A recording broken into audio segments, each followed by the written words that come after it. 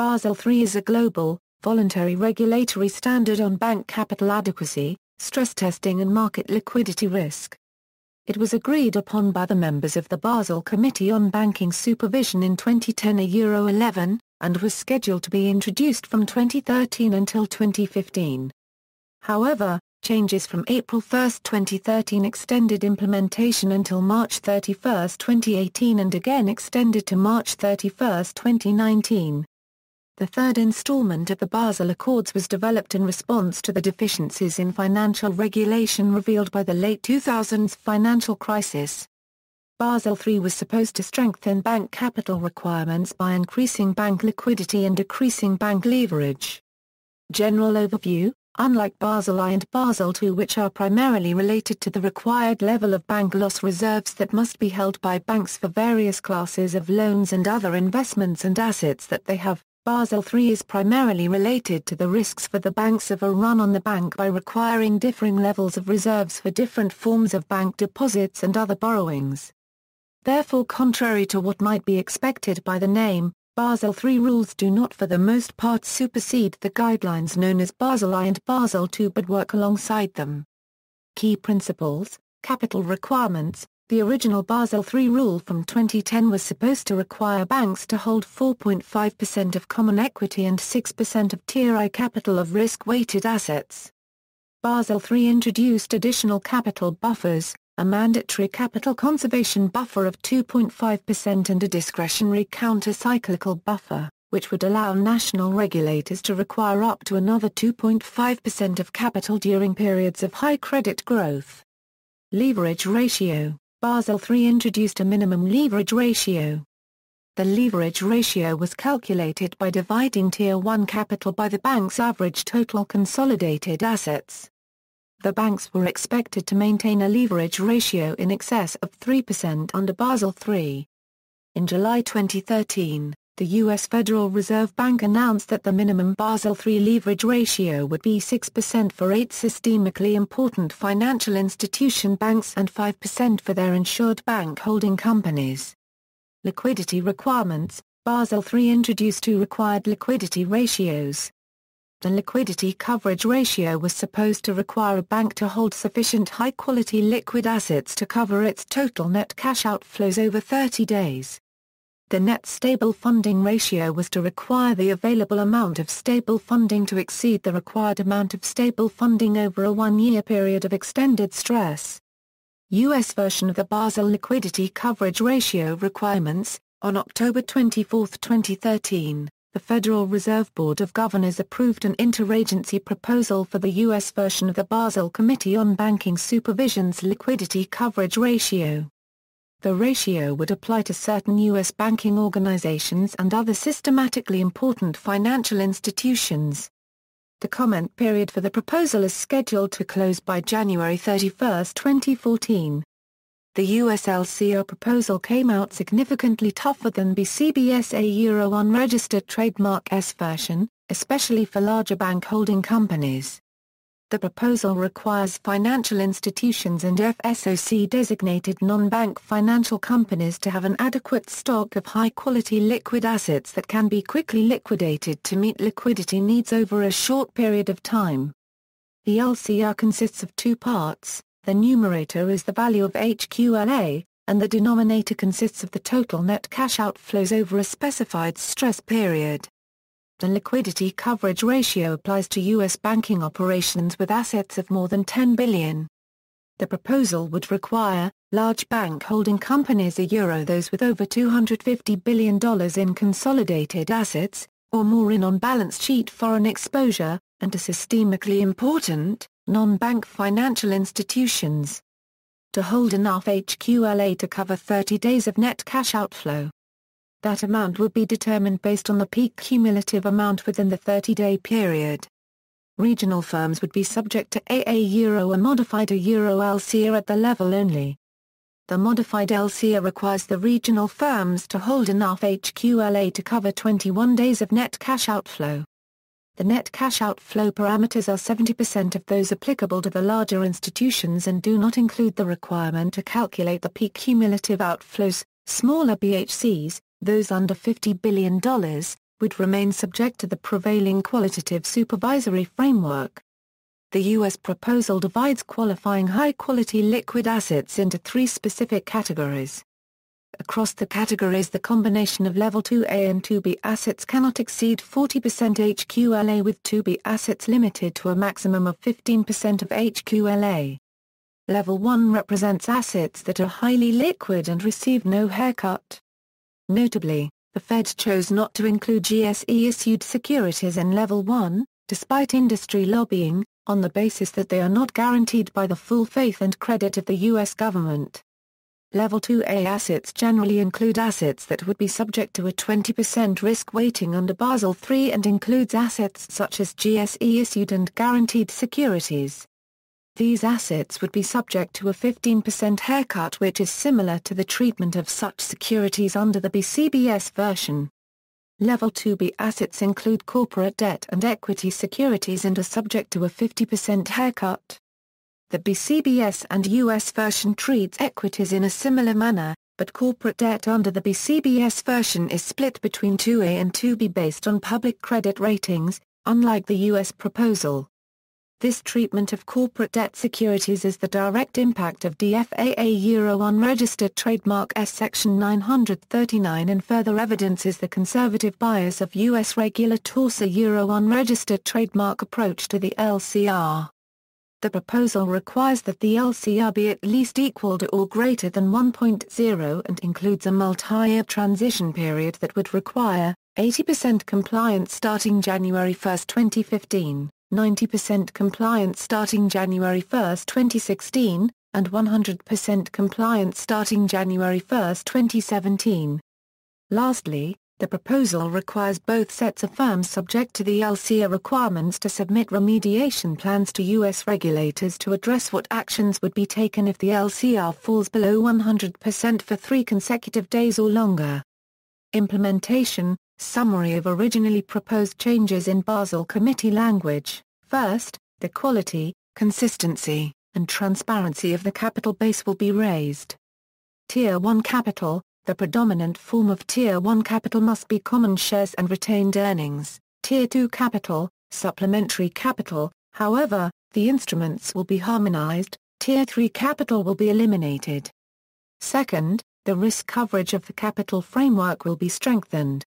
Promote more integrated management of market and counterparty credit risk. Add the CVA risk due to deterioration in counterparties' credit rating. Strengthen the capital requirements for counterparty credit exposures arising from banks' derivatives, repo and securities financing transactions, raise the capital buffers backing these exposures, reduce procyclicality and provide additional incentives to move OTC derivative contracts to qualifying central counterparties.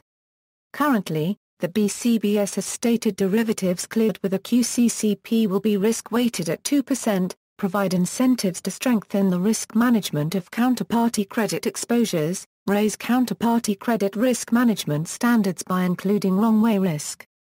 Third, a leverage ratio will be introduced as a supplementary measure to the Basel II risk-based framework, intended to achieve the following objectives: put a floor under the build-up of leverage in the banking sector, introduce additional safeguards against model risk and measurement error by supplementing the risk-based measure with a simpler measure that is based on gross exposures.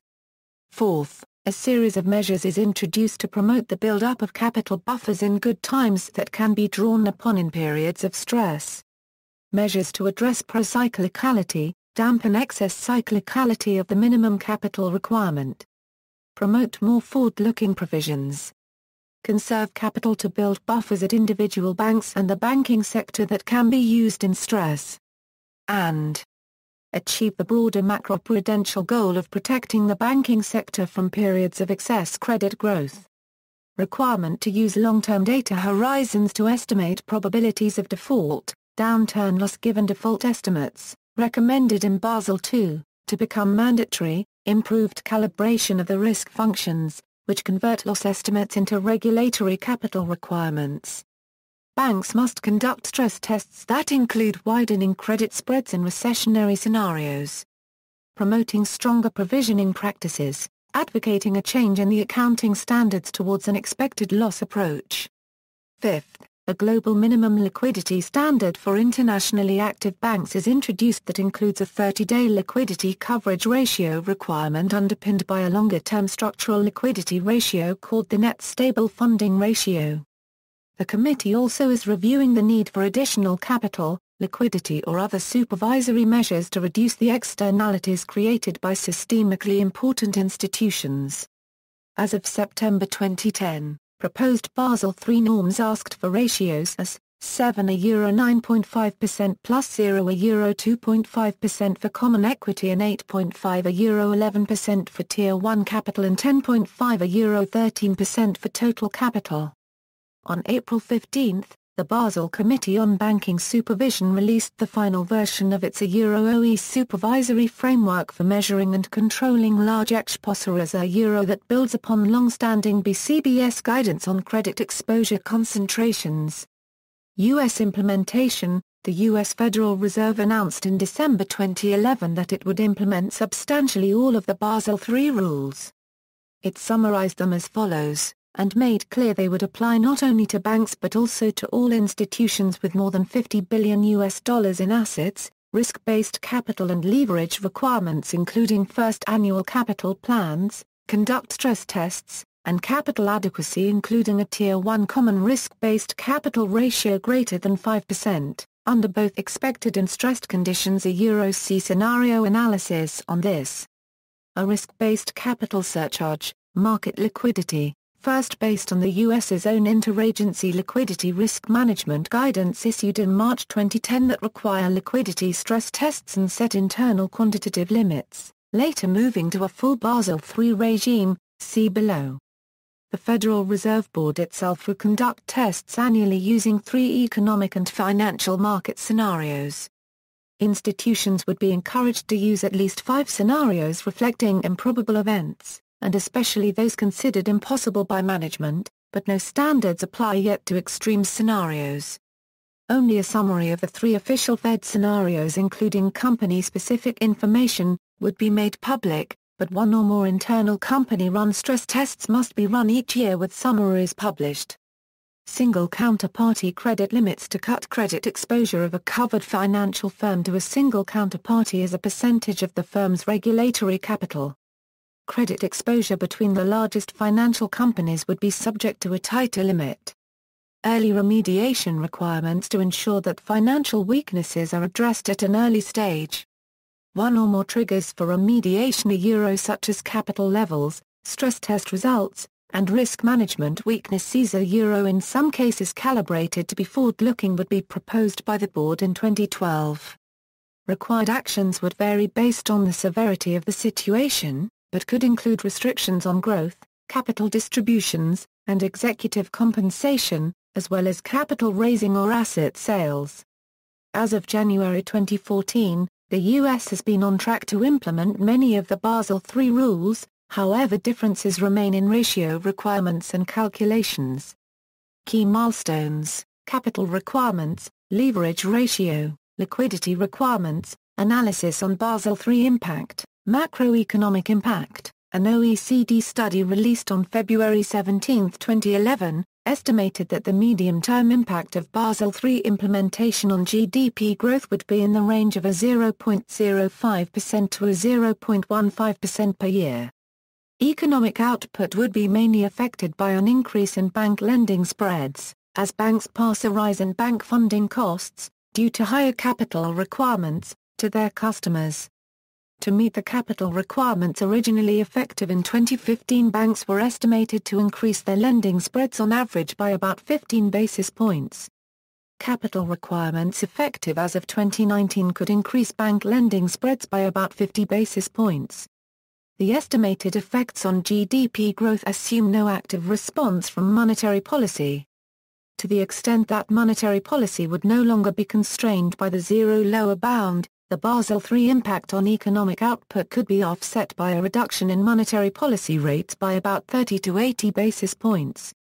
Critics, think tanks such as the World Pensions Council have argued that Basel III merely builds on and further expands the existing Basel II regulatory base, without questioning fundamentally its core tenets, notably the ever-growing reliance on standardized assessments of credit risk marketed by two private sector agencies Moody's and S&P, thus using public policy to strengthen anti-competitive duopolistic practices.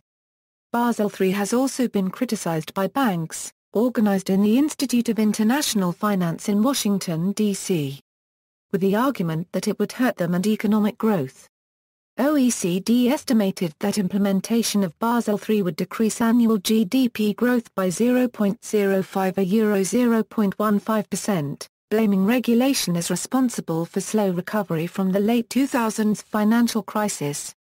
Basel III was also criticized as negatively affecting the stability of the financial system by increasing incentives of banks to gain the regulatory framework. The American Bankers Association, community banks organized in the Independent Community Bankers of America, and some of the most liberal Democrats in the U.S. Congress, including the entire Maryland congressional delegation with Democratic Sens. Cardin and Mikulski and Reps.